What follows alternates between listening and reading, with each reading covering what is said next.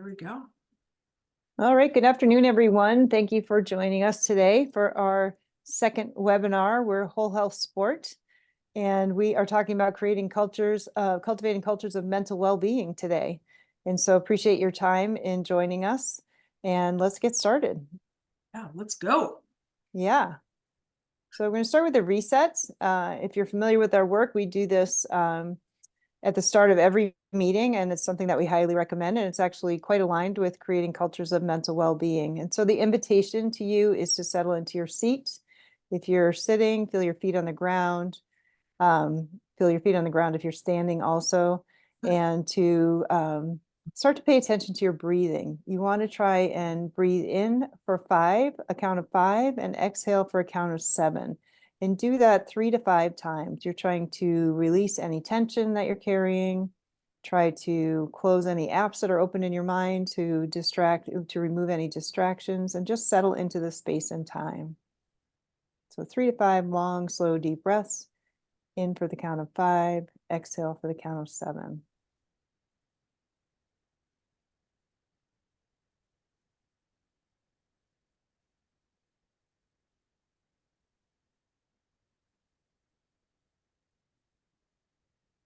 Great. When you're ready, come on back. That And the makes second part such to a this, difference, doesn't it, Katie? it does. It's awesome. Yeah. All right. And so the second part to that is we do a check-in. And this is the sliding scale from Same Here Global. And it asks you to consider where you're at right now. So how do you know where you are on the scale? And it's thriving, gliding, surviving, fluctuating, struggling, or sinking. And if you were to identify where you are, how do you know how that's showing up for you today? What is your body telling you? What is your mind telling you? Your self-talk telling you, and where you are? And right now, I would say I am gliding. I'm feeling pretty good, feeling pretty limber. My thoughts are open, and I'm excited to be here. How about you, Lynn? You know what? I gotta say, I'm on the right side of gliding towards surviving. Just it is a Monday in our house, a lot going on, and so happy to be here with all of you, and that centers me for sure. Awesome. Thank you so much. All right. So as you noticed, we are talking about the culture of mental well-being. My name is Dr. Katie Kilty, and I'm here alongside you. Lynn Hennighausen, so happy to be here. And we are the co-founders of WholeHealth Sport. And we both have extensive backgrounds in the sports space and the mental well-being space, and are delighted to share this with you, our expertise with you. So what are we going to do? We're going to start, when we think about cultures of mental well-being, it's important to first define what a culture is. And so the way that I like to describe culture is it's the ways of being, right? It's how we interact with one another. It's our attitudes, behaviors, the shared values and meanings that actually come to life and create our reality, our current reality. And that changes depending on the groups that we're in. And certainly when we're thinking about how we're creating a culture of mental well-being in the sports space, we want to consider what it is, what culture is in sport.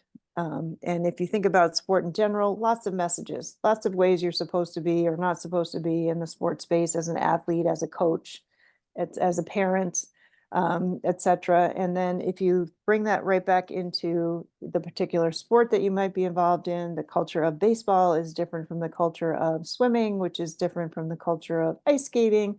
And so each subculture within the sport has their own customs and their own way of being. And if you've ever played 2 sports, you know that the switch, it can be sometimes a little bit jarring, and that, oh, I can do this in ice hockey, but not so much in tennis, right? And so those things are important to pay attention to. And then there's certainly the culture of the school that you're coaching for or playing for, and then the sport culture there, and then the culture of the team that you're on. And what we're proposing is that you be super intentional in creating cultures of mental well-being within the sport space that you're involved in.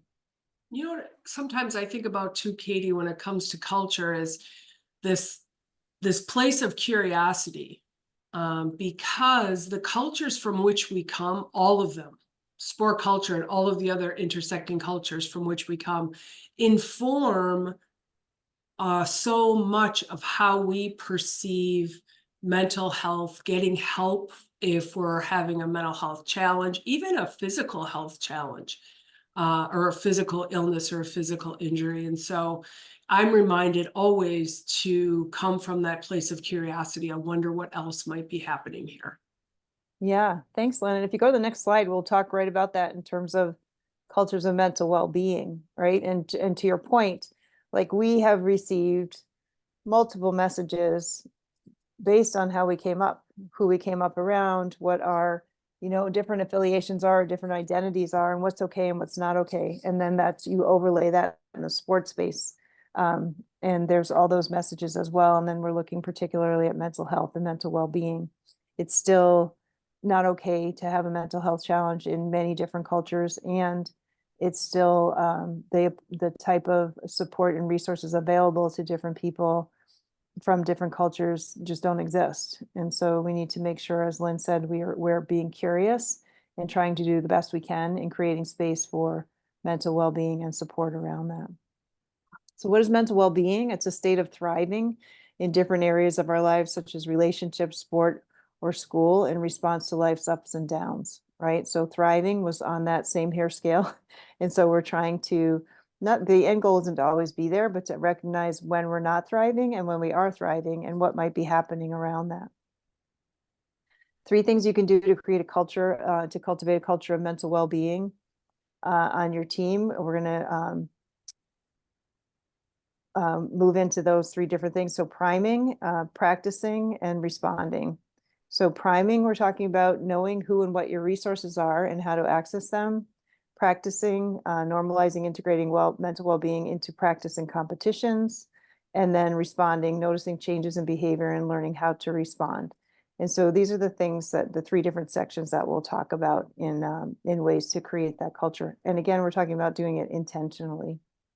And I love that because it corresponds so well with sport in general, right? The way that we think about sport preseason through the end of season, and in sport and out of sport. So I love these categories.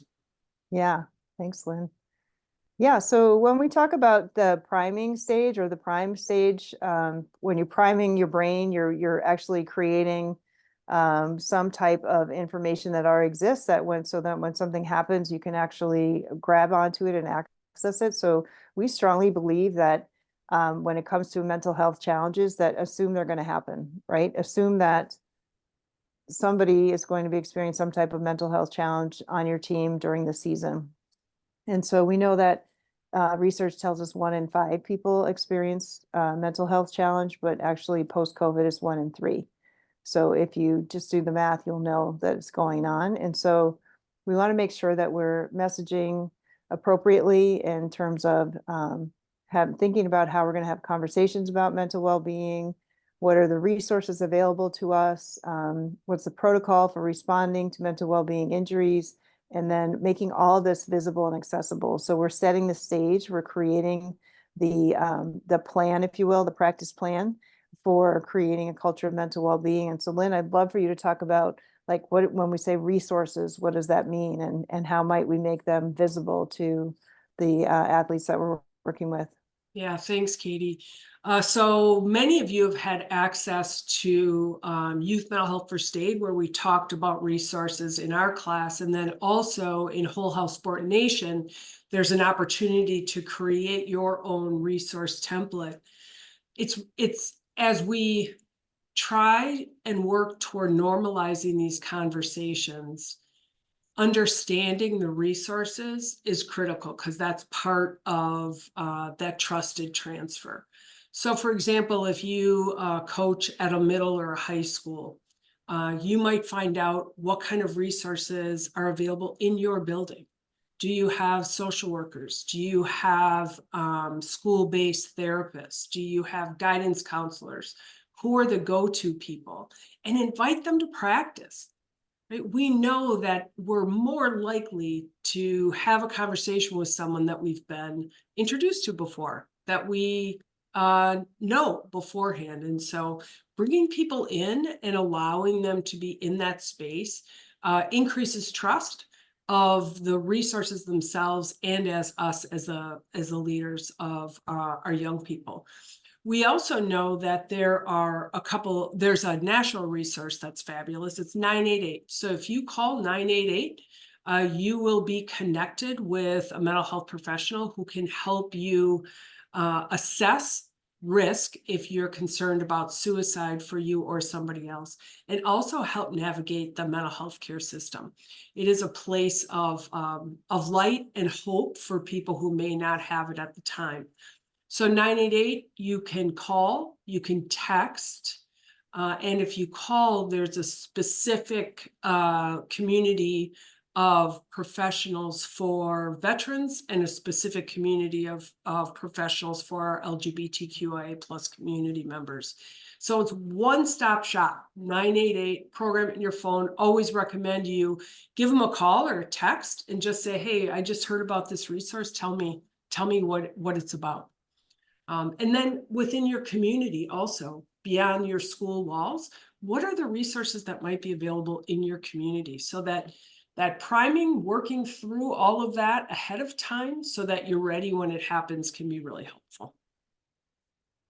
Yeah, thanks, Lynn. And I like that, looking at your school resources and also the extended resources that you can have, and really bringing someone into practice session to introduce them to the team, so that, as you said, it's a real person, it's a name and a face, versus someone's name on a piece of paper. What about responding to mental well-being? Like, what about the protocol there? What are your thoughts on how we prime for that? Well, just as many coaches prime for physical injury, right? I wonder if it can be really analogous to that. So if there's a physical injury, here's how we keep the athlete involved in the team. Here's some other ways that that person can complement. Here's what to expect. I think we can do that same thing with a protocol for responding for mental well-being injuries or mental health challenges. Right? How does the athlete have agency in deciding the level at which they feel comfortable? And how can we continue to help that person feel seen and connected? Because gosh, in the middle of a mental illness or a mental health challenge, it can be extremely isolating. Yeah, thanks, Lynn. Yeah.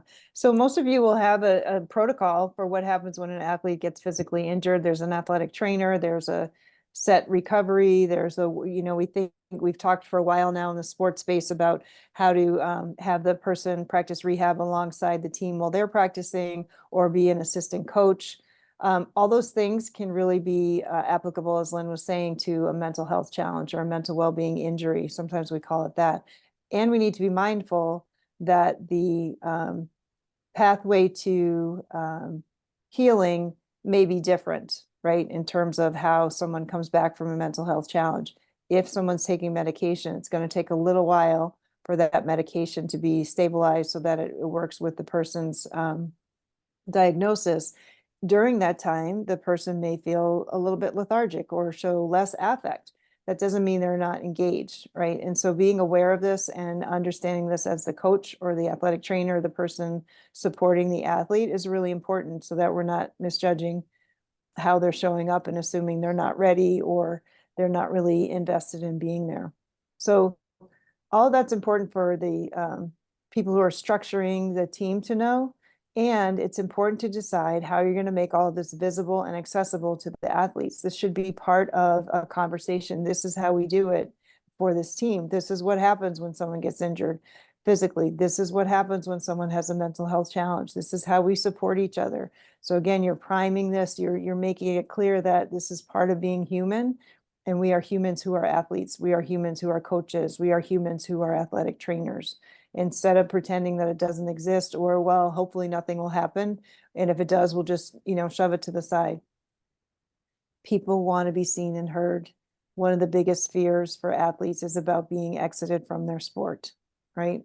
And being disconnected. And so that goes for all of us, right? And so how are we going to make it clear that you're still part of the team, assuming that that's viable, and making sure that we're not showing up being like overly cautious, overly concerned, because there's been some plan, there's been some strategy, some thoughtful intention around what if. You know what? If it never happens, fantastic. And then if it does, you've got some strategy in place. And I don't know, I just keep thinking about transparency. We all like to know, and Mhm. being transparent from the beginning it just makes everybody feel more comfortable. Yeah. And we're not talking about disclosure, just to be clear. Nobody has to disclose a diagnosis. Nobody has to disclose anything they don't want to. You're just creating this culture of belonging, Yeah. right? Show up as you are, do the best you can with what you've got on that day, right? Beautiful. So that brings us to the practicing part. And so you have this foundational information, you give that at the start of the season, et cetera. And then in practice, what do you do? How do we create this space where mental well-being is part of an ongoing conversation and part of what we do? A lot of times, people will do a physical scan as they're showing up for practice, as they're warming up. They're checking out if they're a little sore, if they're a little, slow, a little this and that.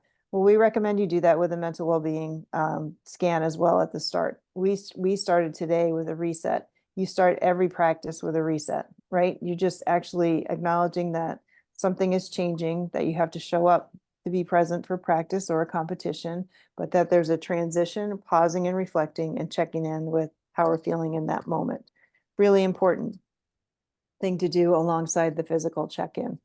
And so resets are deliberate short-term breaks in our attention and thinking used to create space for transitioning from where we just came from to where we are. The power of the pause, right? The power of the pause. Then I have choice, right? Then I have agency. If I create that pause and then check in, and so ask the athletes what they're feeling in that moment, building emotional literacy. Emotional literacy is critical to mental well-being. If we don't know what we're feeling, it's very difficult to then know what to do with that energy, that information. Most people can identify, the basic 5 emotions: happy, sad, mad, glad. And so what we're trying to do is create the nuances, the differences, broaden that vocabulary so that we're emotionally literate, so that we can really understand that, I can be nervous and excited in this moment.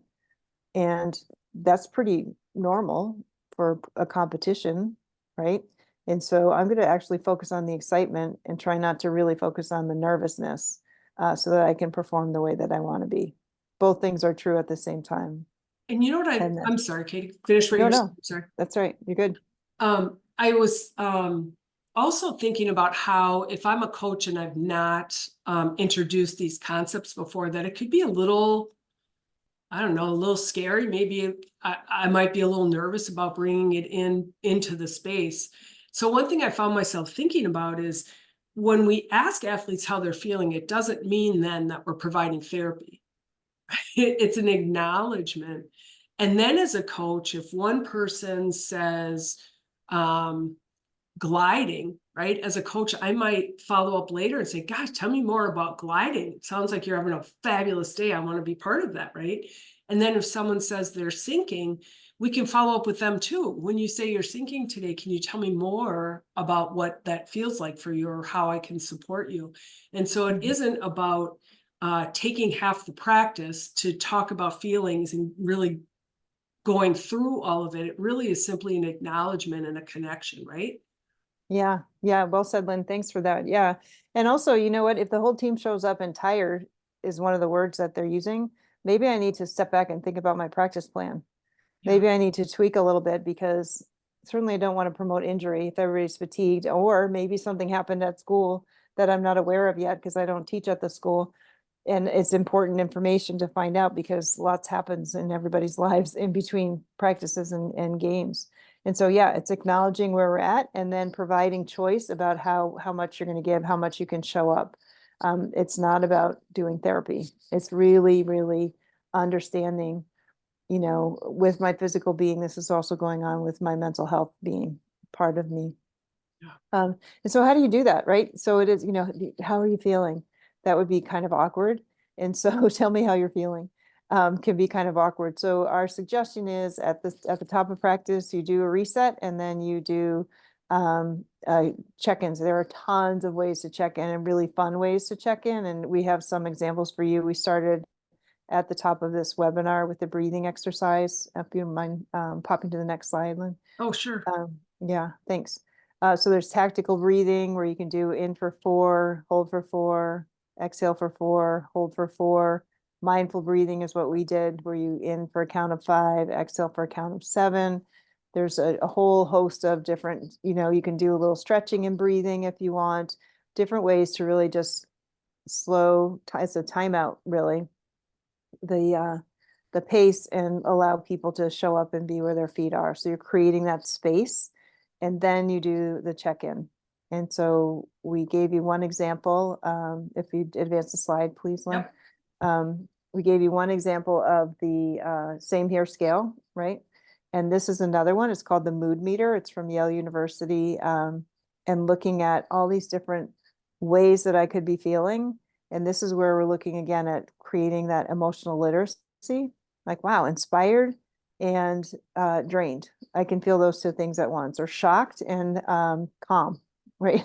So you can do any of these things because we feel bunches of things at the same time. So a lot of times we really ask people to cite 2 ways, 2 emotions they're feeling at the start.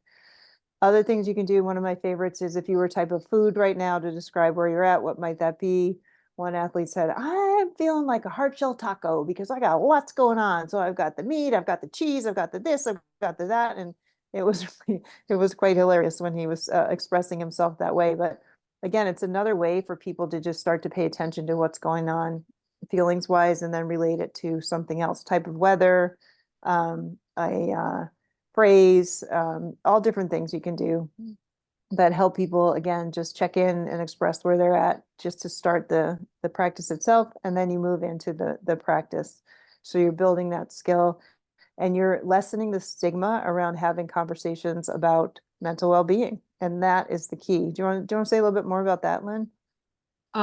Yeah, one of the things that that I was thinking about too, as you were talking about the mood meter, is that our feelings also can shift really quickly, right? I might, if the regulation of practice helps me calm, I might come in frustrated and restless, and I might leave, I don't know, frustrated and relaxed, or right, a little bit more on that bottom right quadrant, because it's quieting for me. It feels good to me, and it helps me slow my whole body down. Yeah, that's So great. yeah. And so if we can do this in the beginning of practice, I don't know, maybe even a reminder on the way out of practice, right? Just to increase that emotional literacy again. And gosh, if someone had told me when I was competing that I could experience 2 emotions at the same time, that probably would have blown me away. But then I might feel differently an hour and a half or 2 or 3 hours later at the end of practice. What great role modeling for us as adults who work with kids. Yeah, for sure. And even 15 minutes later, just to start to pay attention, and that we have agency, and it's okay, like things change, which we know when people are struggling with depression and mental health challenges, the feeling that things aren't going to change is pervasive. And so if we start to help people recognize the fluidity most times of our emotions, and that there are like currents running through us, that can be helpful in helping in supporting people going through a mental health challenge. Yeah. And how does this connect with stigma? Because I know stigma is really still something that's out there in terms of mental health in general, and then certainly mental health in the sports space. Yeah, I think it's especially in the sports space. I know that something I think about is if I'm experiencing signs and symptoms of a mental health challenge, and even if there are resources that are available to me, what's in the middle, right? The asking for help part can be really hard. In fact, the NCAA a few years ago released a study that said just 10% of college athletes have asked for help around a mental health challenge during the recording period. And so if I'm not feeling well, and I know that I'm not feeling well, and I know there are resources, that place in the middle, I think, is where there's still so much stigma, right? Because it's hard to say I need help when you are in sport anyway, for a physical injury, for a physical illness. And so that extra level of a mental health injury is such a big deal. Mm. Yeah. Yeah. So normalizing that language and having it present is a good baseline for Yeah. then people to have conversations when things are changing. Yeah. Yeah. And as role models, right? If I start the beginning of practice as a coach by saying my 2 words and my 2 words later, right? Knowing that adults are fluid too in the way that they feel, and it makes us human and vulnerable and connected. Mm. Yeah, that's great. Also, I know as in a leadership position, when I share my 2 words, I often provide a little context, because what sometimes happens is the youth will personalize it and think that they're the cause for my feelings. So that's the other piece of this. I'm just expressing what I'm feeling. I'm not attributing it to or blaming something. I'm acknowledging the feeling Yeah, and then deciding what I want to do with that emotion in that moment. that's such Yeah. a great point. Yeah. Cool. All right. So the same here scale, that's another way to check in, as we were mentioning, and that's, I was saying, like all different phrases. If you're a color, and there's feelings marketplace cards that have different emotions, you can just put a whole bunch of them in a circle in front around, have the team in a circle and put the cards in the middle of the circle and have the team grab a couple. Sometimes I'll have a whole stack of cards or postcards, pictures, have them grab that. Just again, it's really just about starting to recognize where you're at, checking in with yourself before you transition into practice, and being able to articulate that so that you're able to tell when something changes, right? If something changes. Such a good point. So you've primed the team, you've primed the space, the culture, you have resources, you've talked about resources, there are posters around the locker room, there's conversation in practice, people are checking in, and it's become the norm, right? It's part of the daily ongoing language. And then someone experiences a mental health challenge. What do you do? How do you respond? And when you've created that space, the culture's been primed to know how to respond through these ongoing conversations, that awareness of the resources, and then looking at established guidelines for continued connection and re-entry, right? So someone is experiencing a stronger level of depression or anxiety, and potentially is showing that, manifesting at practice, right? They're showing up and they're highly anxious and maybe is experiencing a little bit of a panic attack, right? What do you do? Well, first of all, when you've created that space, ideally, or in theory, the athlete will be able to say, I'm feeling really anxious, more anxious than normal, and I need help, right? Because it's part of a conversation, not like I have to hide and be embarrassed, right? And so the support resource is there. Either it's the athletic trainer, or it's someone else who knows what to do, because you've actually talked about what happens if, what happens when, and that system is engaged. The athlete gets the support they need, and then perhaps they're coming back onto the field in practice, and you've already talked about how you integrate someone back into that space. And so that's really the key to all of this, is that when you have a culture of mental well-being, you understand that as humans, we will have mental health challenges, mental well-being challenges. And that doesn't mean that we can't be competitive athletes. That doesn't mean we can't be effective coaches or athletic trainers. It means that we figure out a way to keep that connection and belonging going.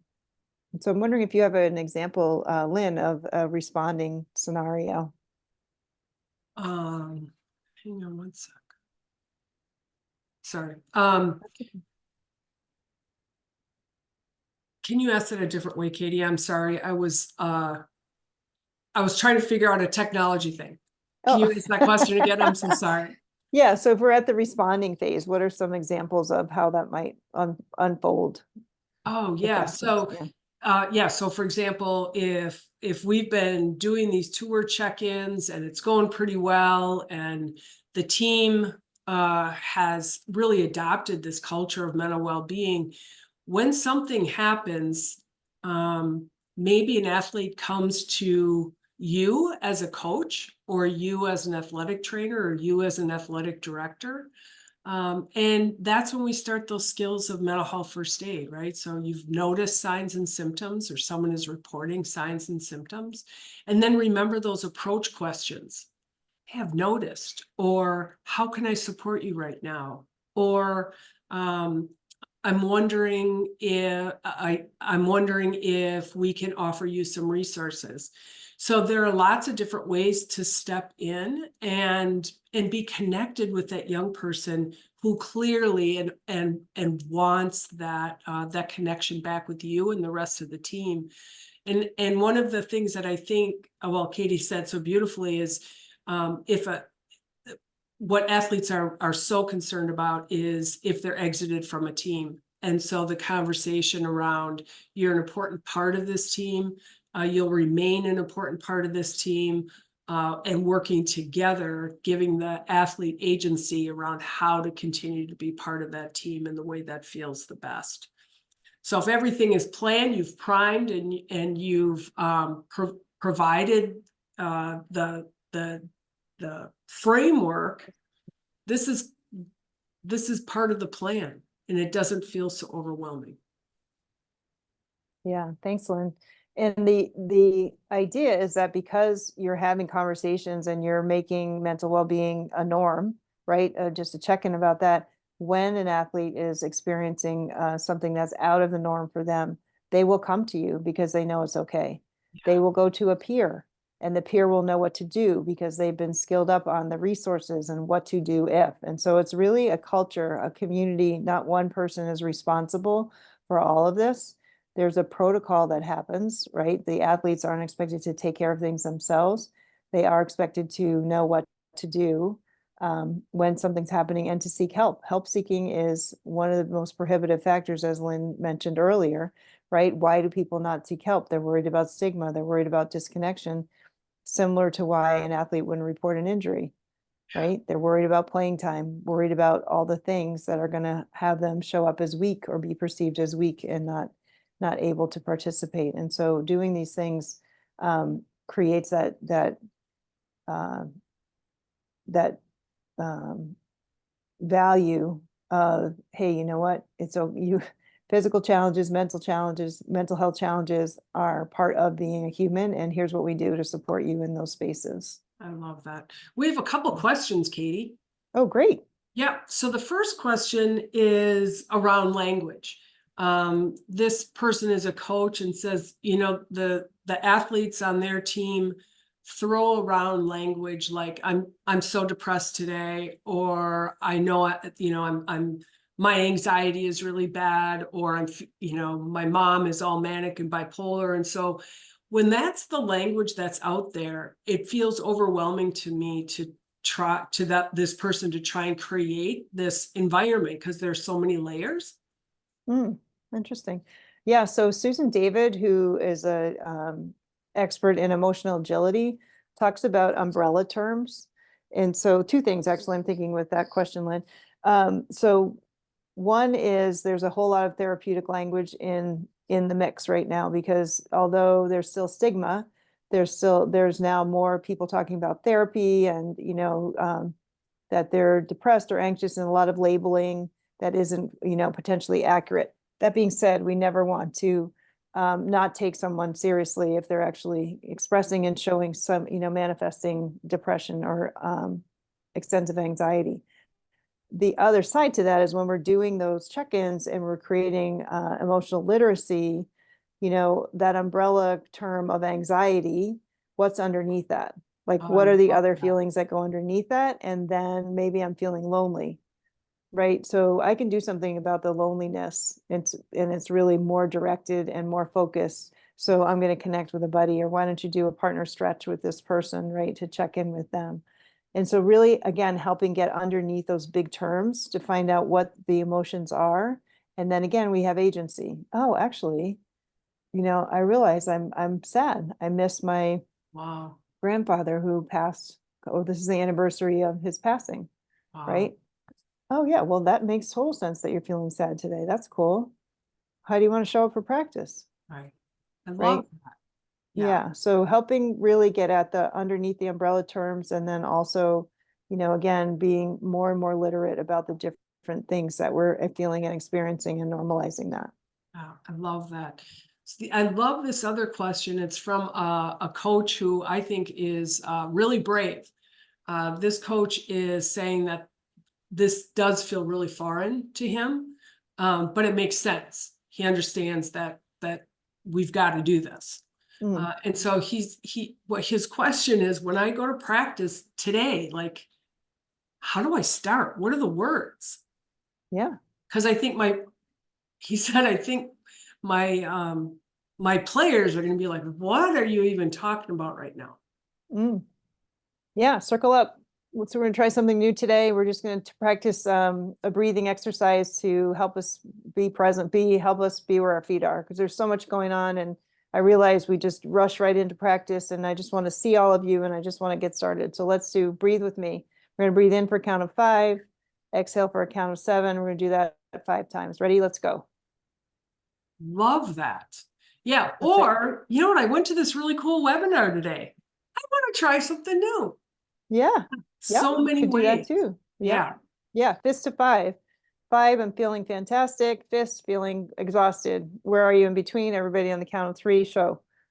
Okay, wow, we've got some 3s, we've got some 2s. What's happening? What's going on? Let me know.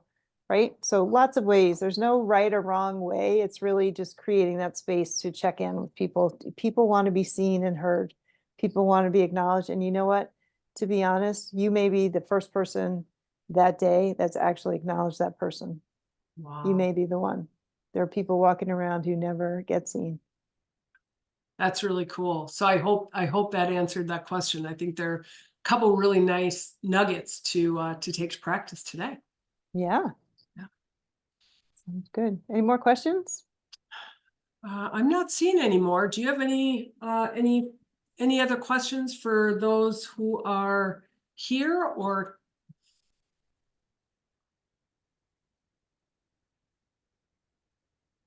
All right. So my question to you is, what are you going to do to start creating a culture of mental well-being? But first, what are you going to do to audit your team's culture right now? Because that's the best place to start. My guess is you're already doing a lot of really supportive things that are actually addressing mental well-being without knowing it, right? I bet there's lots of things that you're doing already that you can just either reinforce or make more of a habit, so that you can, put into practice more intentionally. Do an audit first. We're not saying you're doing things wrong or you're, you have to change everything. Just observe, be curious about how you're showing up or how the team you're working with is showing up. And then what can you tweak?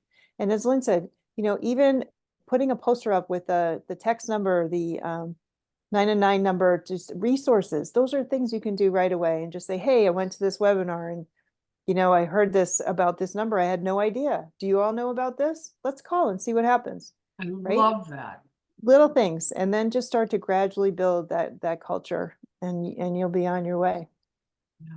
Beautiful. All right. We have a couple Well, of comments in the chat. Oh, James. thank you. Thanks, Yeah. James. Yeah, it's kind of fun to play with new tools too, right? Mm-hmm. For sure. Yeah. All right. Well, thank you so much for joining us today. And I'm going to go ahead and stop the recording now. And then if anyone who's here has any additional questions or wants to come on camera, you can go ahead and do that. Thank you so much. Yep. Yeah. Appreciate your work, and appreciate you being here. Yeah. Have a great afternoon.